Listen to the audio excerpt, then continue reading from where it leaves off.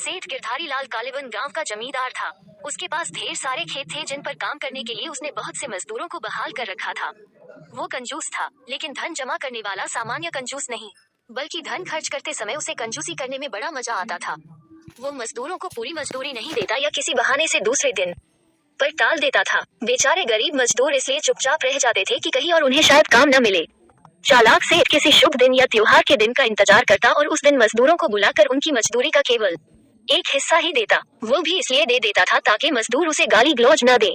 मजदूर बेचारे इसलिए चुपचाप थोड़ा सा खुश हो चले जाते कि कम से कम एक दिन तो उन्हें भर पेट खाना मिलेगा, और यह आशा लगाए रहते कि एक दिन सेठ उनका सारा बकाया तो चुकाएगा ही। आखिर वो इतना गरीब तो नहीं हो जाएगा कि उनकी मजदूरी ही न दे सके, क्योंकि उसके पास तो काफी धन है। एक दिन गिरधारी लाल शहर के माहवारी हाट में मवेशी खरीदने गया, क्योंकि उसकी गाय अब उतना दूध नहीं दे रही थी जो सबके लिए काफी हो।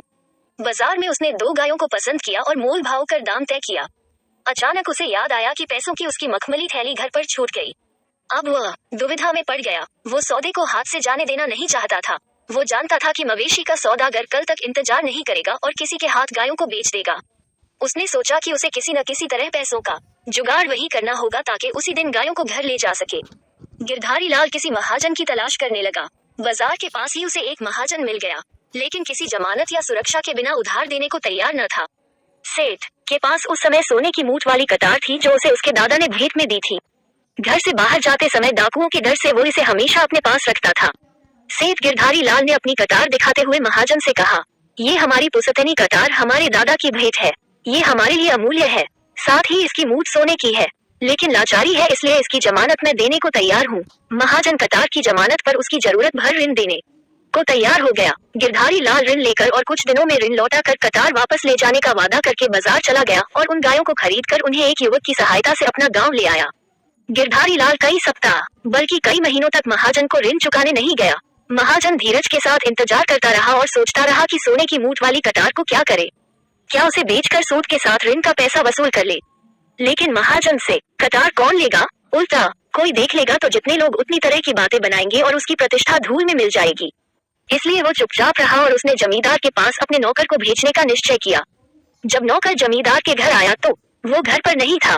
नौकर वापस चला गया। कुछ दिनों के बाद उसे फिर जमींदार के पास भेजा गया, किंतु इस बार भी वह जमींदार से नहीं मिल पाया, क्योंकि यह बीमार होने के कारण सो रहा था। जमींदार के नौकरों ने महाजन के नौकर को वापस भेज दिया।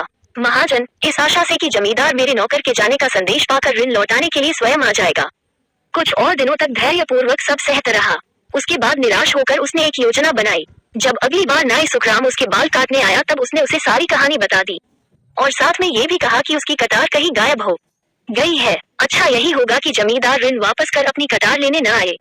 महाजन जानता था कि नाई खबर फैलाने में माहिर होते हैं और उसके द्वारा शीघ्र ही यह खबर सब तक पहुंच जाएगी कि जमींदार ने ऋण अभी तक नहीं चुकाया है और महाजन को जमानत में दी हुई उसकी सोने की मठ वाली कतार गायब हो गई है। सचमुच हुआ भी ऐसा ही। ये खबर आसपास के गांवों में सब जगह फैल गई। जब वो नाई बाल काटने के लिए जमींदार के घर आया तब उसने ये खबर उसे भी सुनाई। गिरधारी लाल को अब तक इस बात पर शर्म महसूस नहीं हुई थी कि उसने महाजन का ऋण नहीं चुकाया, क्योंकि इस रहस्य को उसके अलावा कोई नहीं जानता था। लेकिन अब उसने अनुमान लगाया कि बहुत से ग्रामीणों को उसके ऋण के बारे में पता लग गया होगा। इसलिए उसने अपनी प्रतिष्ठा बचाने के लिए निश्चय किया कि वो महाजन के पास जाकर यह कहेगा कि पैसे वापस लेने हैं तो मेरी कतार लौटा दो। यद्यपि उसे पूरा विश्वास था कि उसे एक पैसा भी खर्च नहीं करना पड़ेगा, क्योंकि कतार खो जाने के कारण महाजन उसे लौटा नहीं सकेगा। फिर भी वो महाजन के पास काफी पैसे लेकर गया। महाजन के घर पर जब जमींदार को ये बताया गया कि उसकी कतार की चोरी हो गई है तो उसने खूब हो हल्ला मचाया।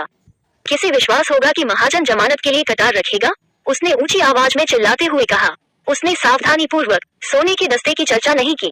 भला महाजन के घर से कतार कौन चुराएगा? वो और भी जोर से चिल्लाया। जमींदार भीड़ इकट्ठा करने के लिए महाजन का मजाक उड़ाते हुए ठठाकर हंसने लगा। जब सड़क पर काफी भीड़ इकट्ठी हो गई तब जमींदार ने महाजन से कहा, क्यों नहीं घर के अंदर जाकर कतार की खोजबीन करते? उसे यह उम्मीद थी कि महाजन अंदर जाकर शीघ्र ही बाहर आ जाएगा और उसे ये कहेगा कि हिसाब बराबर हो गया और इस तरह ऋण का एक पैसा भी वापस करना नहीं पड़ेगा। महाजन दबते सहमते अंदर गया और बहुत देर तक बाहर नहीं आया। गिरधारी लाल बार बार अपनी मखमली थैली निकाल कर दिखा रहा था, जिससे भीड़ को यह विश्वास हो जाए कि यह ऋण के पैसे ईमानदारी से वापस लौटाना चाहता है। वह इस प्रकार अपनी खोई प्रतिष्ठा को पुनः प्रतिष्ठित कर सकता है। अचानक महाजन अंदर से आते हुए बोला, सेठ जी, आपकी कतार मिल गई। ये रही। मैंने इसे सुरक्षित रूप से रख दी थी, लेकिन कहाँ रखी थी यह मैं भूल गया था। क्या अब आप मेरा ऋण लौटा देंगे जो बहुत दिनों से बकाया पड़ा था? उसने भील को सुनाते हुए आखिरी शब्दों पर जोर देते हुए कहा। गिरधारी लाल को लाचार होकर सूद सहित ऋण के सारे पैसे भुगतान करने पड़े। लोगों ने देखा कि वो ऋण चुकाने के बाद सिर नीचे किए जाने लगा। भील के लोग चीख चीख कर रहे थे, लेकिन उसने सिर उठाकर किसी को नहीं देखा। गिरधारी लाल को एक सीख मिल गई थी। जिन लोगों को उसके अपमान और शर्मिंदगी से लाभ पहुंचा वे उसके खेतिहर मजदूर थे। उन्हें अब समय पर पूरी मजदूरी